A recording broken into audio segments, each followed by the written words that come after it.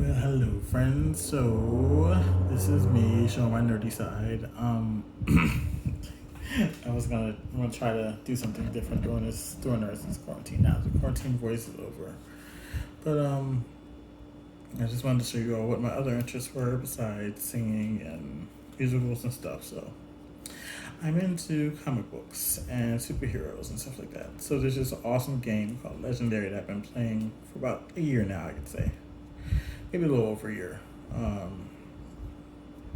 Actually, it has been over a year.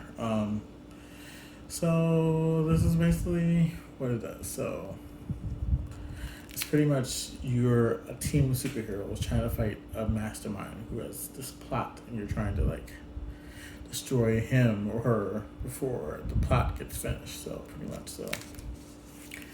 So what we're gonna do is I'm just gonna go through and explain what it is. So you have what's called city spaces. You have the sewers, the bank, the streets, the rooftops, and then the bridge. You have 4 spaces that these villains can go through, and you try to eliminate them before they escape off the bridge. You do another zone or whatever. But yeah, this is Marvel Legendary, and so I'm nervous. I don't know why. Okay, so for a minute. Dun, dun.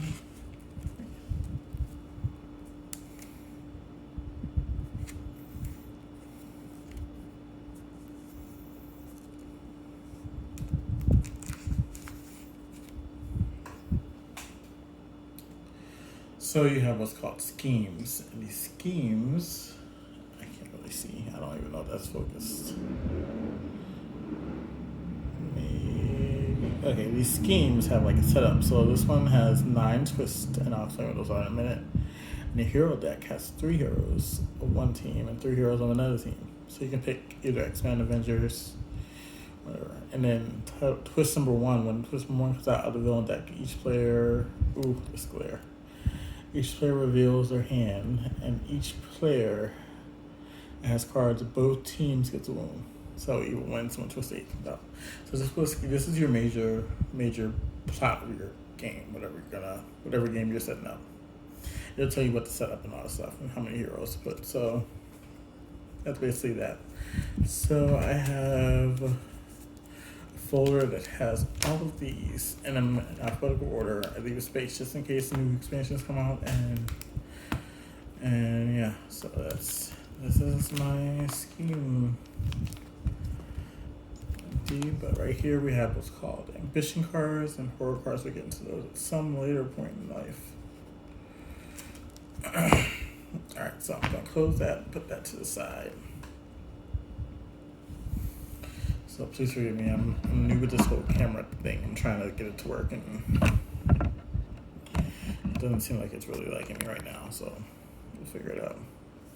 So in your basic setup, you'll have what's called a hero deck and a villain deck. So the villain deck is the evil plays, and we'll play a top villain deck, and I'll get to what's in the villain deck in a minute. Then your hero deck, you'll have, if you're playing 2 players, whatever, you'll have 5 heroes. Each hero has 14 cards, and I'll explain that in a minute too as well.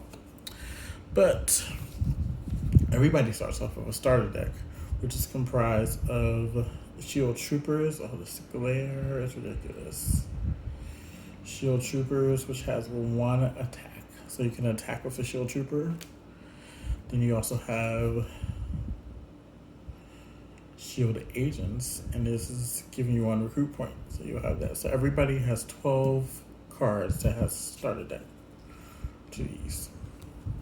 I chose lime green to see my cards in because I went to school in Baltimore, and Baltimore was famous for lime green, so I just like lime green. So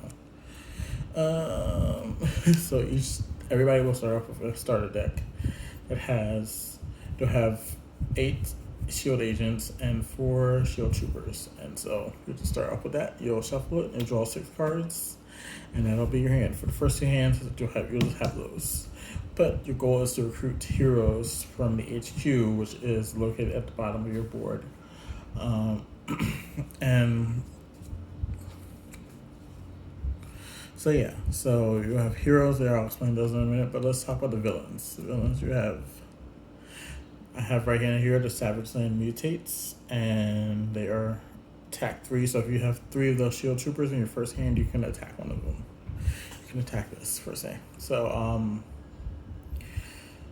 most of the time, most villains have a fight effect, which means when you fight it, this is what you get to do. So when you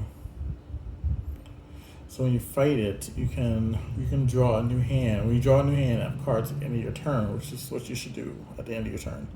You draw an extra card. So this gives you 7 cards instead of 6 for your next hand. Okay? But and this is a henchman villain. You can tell by the red border that's around it. See the little red burgundy border? Yeah. So yeah, that's there. Yeah, so that's your henchman villain. You kind of shuffle those in. That goes in your villain deck as well. So in your villain deck is a henchman villain, or a henchman villain group, which is 10 of those. And then she'll put 2 bystanders in, but it depends on people playing. And you look at the rules and see how many bystanders you can put in. And you put in Scheme Twist and Master Strikes and regular villains, which I'm just going to talk about right now. And so here we go. Regular villains. Here is Pestilence from the 4 Horsemen, because Apocalypse is a Mastermind. So you can see that he is 5 attacks. So you have to have 5 slashes attack in your hand in order to fight this person. So fight, each other player reveals the top 3 cards of their deck and discards each of those cards that cost 1 recruit or cost 1 or more, and then puts the rest in any order. Puts the rest back in any order. Now, if Pestilence was to escape out of the city, meaning that it got through all 5 spaces and got to the bridge and escaped, each player will have to do the same effect that the fight does. So yeah, so that's not good. So, all right, so then we have what's called a Mastermind. The Mastermind is the big bad, pretty much, in your villain deck. Not in your villain deck, I'm sorry, in your game. So this Mastermind I chose is one of my favorites. Is Apocalypse. As you can see, he always uses the 4 Horsemen, and then the 4 Horsemen villains get +2 attack. So Pestilence would not be 5 anymore, it'd be 7.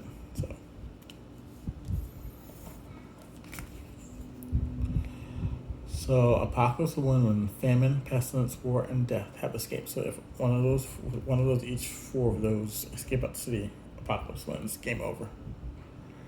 Master Strike, each player reveals their hand and puts all of their heroes that cost 1 or more on top of their deck, which kind of sucks. Because if you have because everything's going to cost 1 or more, all good stuff. So suppose you have a good hand and it all goes on top of your deck. So this is Apocalypse. He's a 12 attack, so you have to have 12 attack in your hand to fight him. So each Mastermind has 4 tactics that you have to kind of get rid of. You can go for 5 if you want to do a final blow kind of thing. But 4 tactics that you have to use to get rid of him. Yeah. So that's that. So that's your villain side of the game. All right.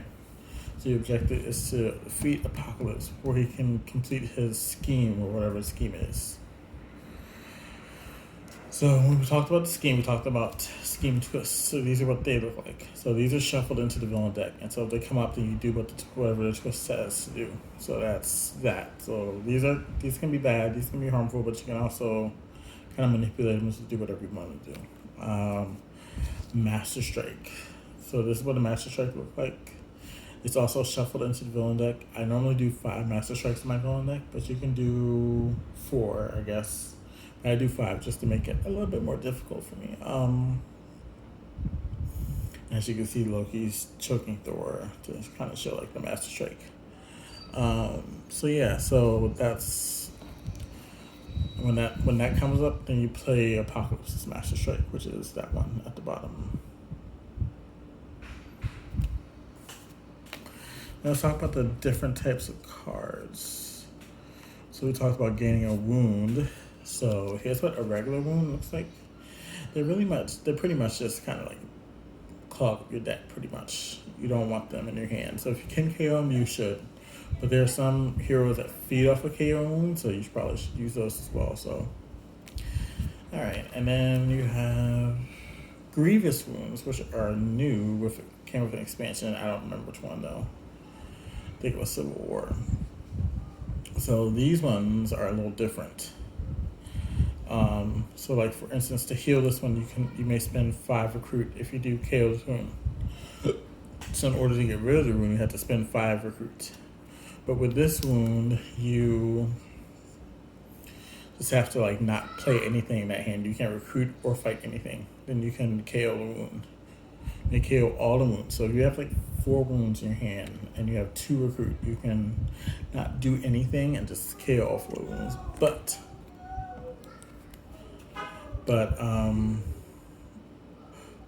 for my house rules, I make these different, so you can't KO those wounds with that wound. So it's a little different. You have to do what's on the rule if you want to get rid of it. Okay. Let's talk about sidekicks for a minute.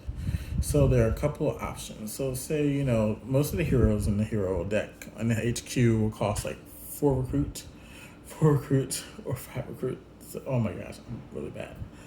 4 or 5 recruit. The rares will cost 7 or 8, but there are cards on the side, such as sidekicks, that cost 2. Now, if you gain a sidekick, you can gain a sidekick, you just put it in your hand, but you can also recruit one. And if you recruit the sidekick, you can put this back at the bottom of the sidekick deck and draw 2 cards. Now, there are special sidekicks, such as the Pet Avengers. This is Hairball. I don't know where Hairball's from, but it gives you 1 attack and you can draw a card. So it's pretty cool to have. All right, another card that you can recruit instead of heroes in HQ is something called a Shield Officer. So they're represented by Maria Hill, who was fabulously played by Kobe Smulders in the MCU. You see it costs 3, so that's the cost right there. It costs 3, but if you play it, it gives you 2 recruit, and then it's a shield affiliation. So these are kind of cool to buy if you want to like beef up your recruit points, but you don't have to. And they're good fodder. So like if it tells you the KO card and you're out of like your initial starter pack cards, you can just KO this card instead. So, but then I got the Shield expansion, and it came with Shield specialty officers. So here we have Victoria Hand. She's also a Shield affiliation. She has a color. I'll get to that in a minute. She also costs 3. She gives you 2 recruit points. So yeah. And I might as well talk about this. So as you can see, this is Shield affiliation. So that's where they're affiliated with. You'll see different ones like X-Men, X-Force, Avengers, but she is affiliated with Shield, and her color is red. So red is covert. So there are special. There's some cards that say if you play covert hero this round, you get such a bonus. So in this instance, if you play 3 shield office or 3 shield cards, you send this hero or any other shield hero from your hand undercover.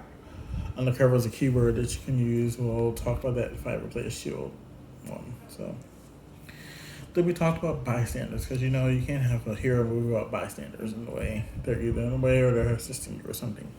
So this is just a regular old bystander. Just regular one adds victory points. So you see that 1, anything in the circles, in a red circle is kind of as a victory point. So victory points are for you to add up at the end of the game.